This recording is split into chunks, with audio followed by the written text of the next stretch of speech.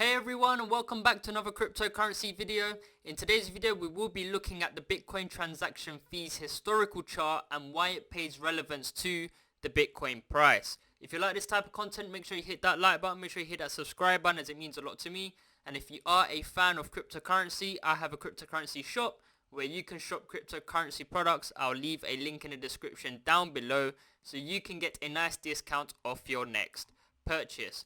So without a further ado, let's begin. And let's begin with what transaction fees are. And Google actually has a nice definition, and then I'm just going to wrap it up and summarize it for those that may still not understand what transaction fees are.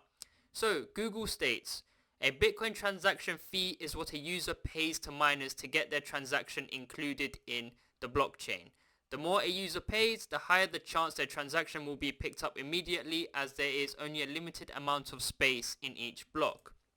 So to summarize, whenever there's a transaction fee, you are paying that transaction fee because you want to conduct something on the blockchain. Yeah. Just like how on the Ethereum blockchain, when you want to pay a gas fee, when you're buying an NFT or when you're trading NFTs, you need to pay a gas fee to be able to do so, hence why GUI, which is the term used to describe how expensive gas fees are, is measured. So essentially speaking, that the higher the transaction fees, the more activity within the network. If there's high activity within the network, then transaction fees are more expensive, to put it simply. So, when looking at the chart, and this is a historical chart from the first inception of Bitcoin trading, you can see that we don't have much data from pre-2017. So we only have three unique tops, which is the cycle peak in 2017, the cycle peak in 2021, and now.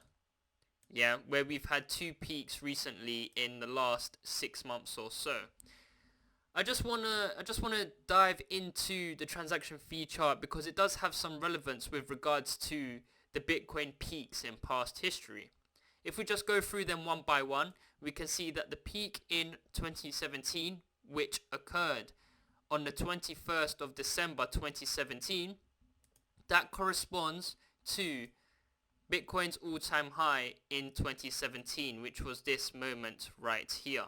You can also see that in 2021, the transaction fee had a peak back in April, 21st of April 2021, which also corresponds to this peak right here. Now this is where there's a significant difference, because we all know that the Bitcoin cycle top occurred in November later on that year. So what did the transaction fees look like then?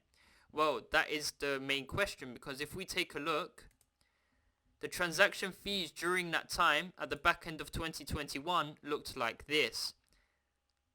The data is minuscule in comparison to April 2021, hence why it's argued that April 2021 was a more significant top, even though an actual all-time high occurred at the back end of 2021. So it leads us to the question now. And the transaction fees that had a peak back in, I want to say around April of 2023, it was around May 2023, that was due to the release of the BRC20 Bitcoin ordinals.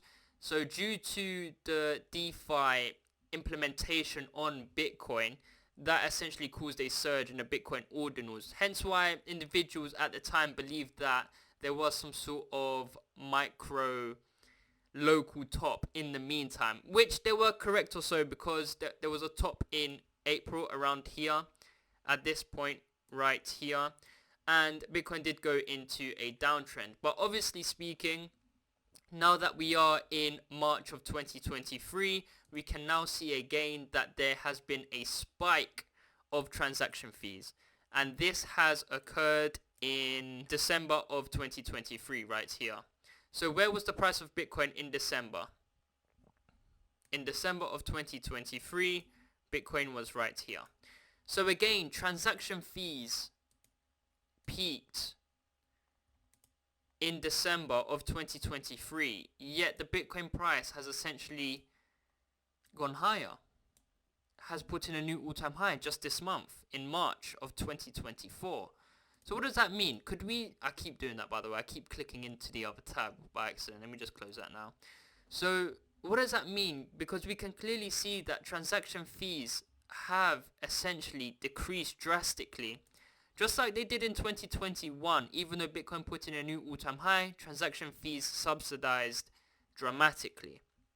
So the same thing could be occurring where there is some sort of negative, some sort of bearish divergence, I want to say, even though this isn't looking at the RSI metric. There is some sort of bearish divergence, just like what happened in 2021, where the transaction fee put in a new top in April, but a new Bitcoin all-time high occurred in the back end of 2021 when transaction fees were low.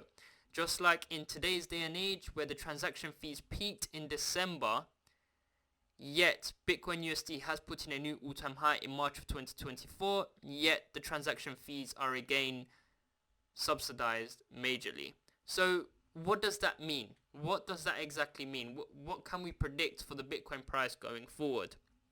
Well, historically speaking, if transaction fees are very low, that means that there's no one really using the network, hence why it's very cheap to conduct a transaction on the blockchain, which means no one's really using Bitcoin, for its main purpose of peer-to-peer transactions, decentralized transactions, that is.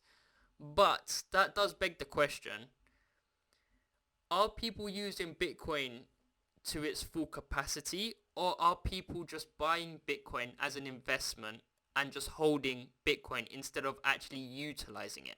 That's a separate question, So you cannot really correlate Bitcoin transaction fees to Bitcoin USD, because we've seen on 2 prior occasions that, yes, the transaction fees could give us a clue when the top is, because it does signify where there's interest within the market, and whenever there's interest within the market, the price of Bitcoin USD goes into an uptrend. But at the same time, you cannot use that metric to portray a significant top, because even when transaction fees are at lows, Bitcoin USD can still put in all-time highs. So that's it from me today, guys. I hope you all enjoyed the video. If you did, smash that thumbs up, smash that subscribe button, and as always, it's been your boy J1 General. Thank you and goodbye.